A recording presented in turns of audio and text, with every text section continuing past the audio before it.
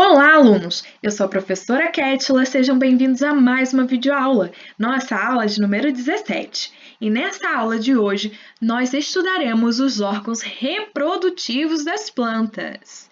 Isso mesmo! Então, quando nós estudamos lá os grupos de plantas, nós vimos que as angiospermas, elas têm flores e frutos, né, que são característicos delas. As flores, no caso, elas vão proteger as estruturas produtoras de gametas masculino e feminino, enquanto os frutos, eles vão proteger as sementes, né? E vão auxiliar também na dispersão, porque tem vários seres vivos que se alimentam desses frutos e aí ajudam a dispersar essas sementes por diversos lugares. Então, vamos ver aqui quais seriam esses órgãos reprodutivos das plantas.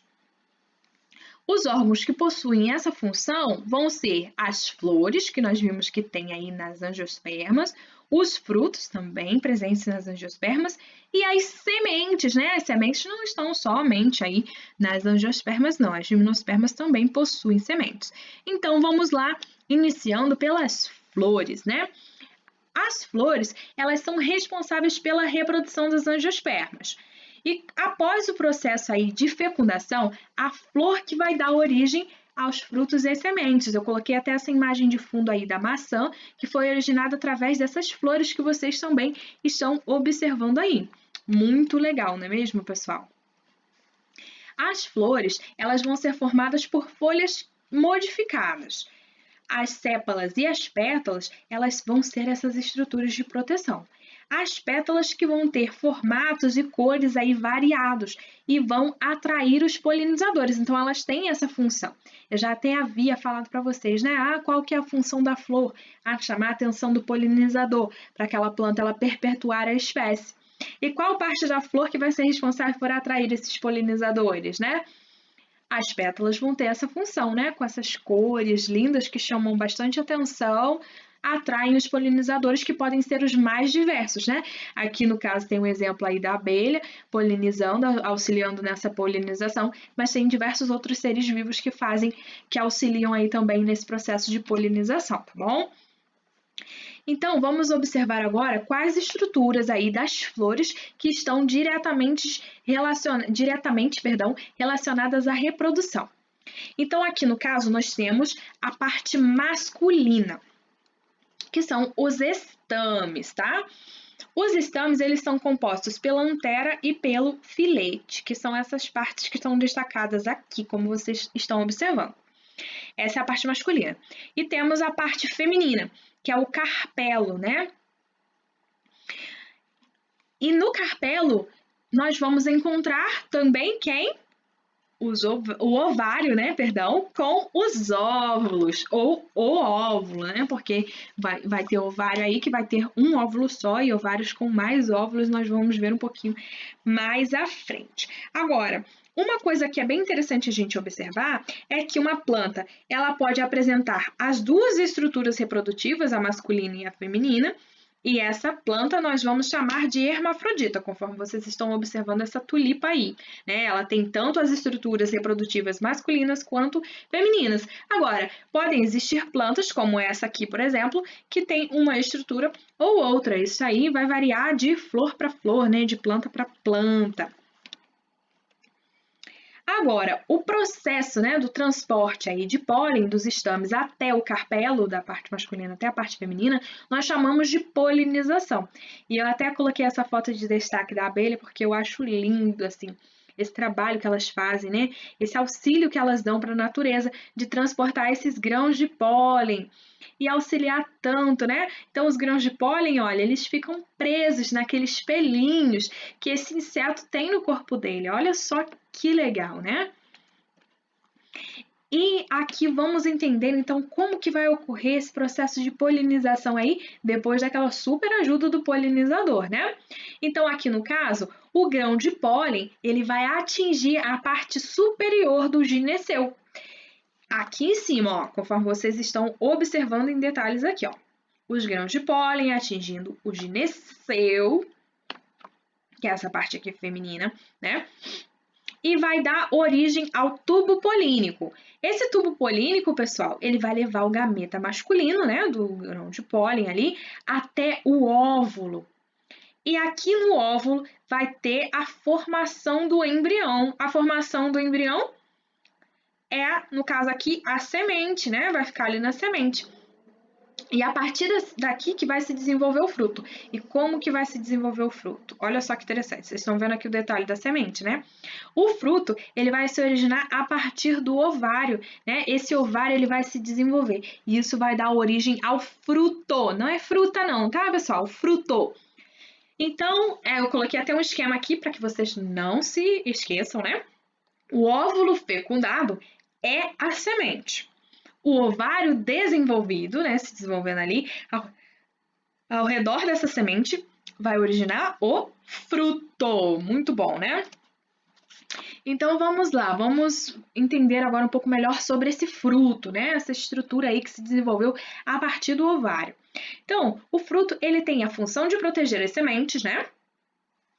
E vai auxiliar na dispersão. Como eu disse para vocês, se um animal ele ingere aí um fruto, né, se alimenta desse fruto, ele ingere as sementes e depois, de acordo com que ele vai andando, por exemplo, pela floresta, ele pode dispersar essa semente, né, em diversos lugares e assim perpetuar a existência daquela espécie. Olha só que legal. Então, o fruto, ele tem essa função, além da proteção, auxiliar também na dispersão. Viram que legal? Então, olha, os frutos, eles vão se originar do desenvolvimento do ovário após a fecundação. Isso é ok, que eu já acabei de falar para vocês, né? Quando estão maduros, os frutos eles podem ser classificados em frutos secos ou frutos carnosos, né? Os frutos carnosos nós temos como exemplo o pêssego, abacate, laranja, pepino, né? E temos como exemplo dos frutos secos o trigo, o arroz, o milho, as vagens de ervilha, feijão, o soja. Nossa, tem uma infinidade aí de frutos secos, ok? E nós temos alguns frutos que vão ser classificados como pseudofrutos ou frutos acessórios. Por que que eles recebem esse nome aí de pseudofruto, né? Um falso fruto? Por quê? Porque eles não vão se originar do ovário da flor como os frutos. Eles vão se originar de outras partes da flor. E aí vai variar aí de pseudofruto para pseudofruto. E quais seriam os exemplos de pseudofrutos? Maçã, pera, morango, caju, abacaxi, figo. Nossa, tem uma infinidade também.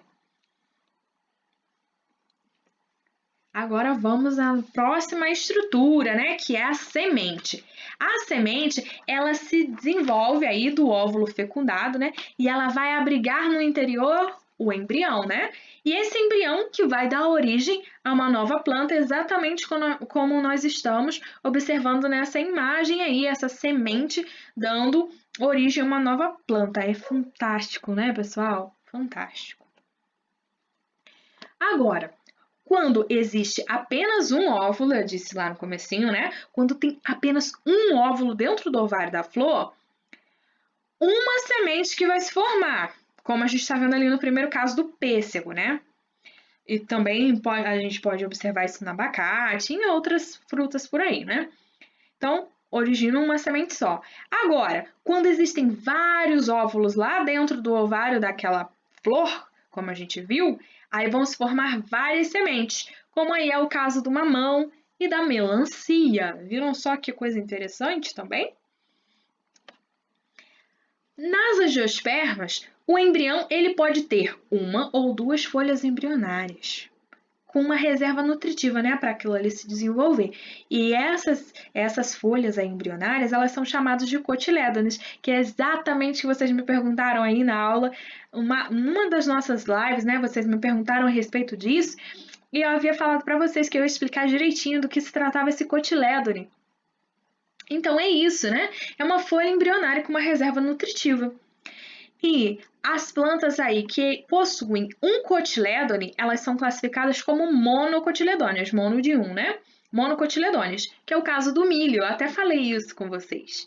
E já as plantas que possuem dois cotilédones, elas são classificadas como eudicotiledôneas, né? No caso aí, quando eu falo de planta que possui, tá, pessoal? Vocês sabem ali que eu tô falando, né? dessa questão de estar envolto aí ao embrião, conforme vocês estão observando aí nessas duas sementes, né? O milho e o feijão, tá bom? Então, monocotiledôneas e dicotiledôneas. Agora, para que as sementes elas germinem, para que elas se desenvolvam, é necessário condições adequadas. Por exemplo, você pega uma semente qualquer, coloca ela num copo, coloca ela no sol escaldante, ela vai germinar? Não, né? A resposta é não, porque ela precisa de condições favoráveis para que isso aconteça. E até que essas condições adequadas, até que essas condições elas sejam adequadas para a semente germinar, até isso, ela permanece num período aí, num estágio que é chamado de dormência, no qual ela não vai germinar. Inclusive eu já até devo ter mencionado com vocês a questão de quebra de dormência. Quebra de dormência é quando a gente favorece, né, condições, aí a gente proporciona condições adequadas para uma semente se desenvolver. E cada uma vai se desenvolver de um jeito. Por exemplo, você pega um simples feijãozinho, coloca ele no algodão, coloca um pouquinho de água, daqui a pouco ele está germinando, né? Todo mundo já fez esse experimento quando era pequenininho. Agora, pega uma semente de abacate e faz esse processo. Molha o algodãozinho e bota. Não vai acontecer nada, né? Ela não vai quebrar a dormência. Então, cada tipo de semente, ela vai precisar de condições diferentes e adequadas para ela conseguir germinar, para ela desenvolver, enfim, tá bom, pessoal? Então, esse foi o nosso estudo de hoje. E agora vocês vão continuar os estudos de vocês, né? Fazendo os exercícios. Então, vocês vão fazer os exercícios, né? Na verdade, a atividade da seção 1 do livro didático da página 51 e também os exercícios no livro de atividades da página 25 até a página 28. Molezinha, né? Então, bons estudos, um grande abraço e até a nossa próxima aula.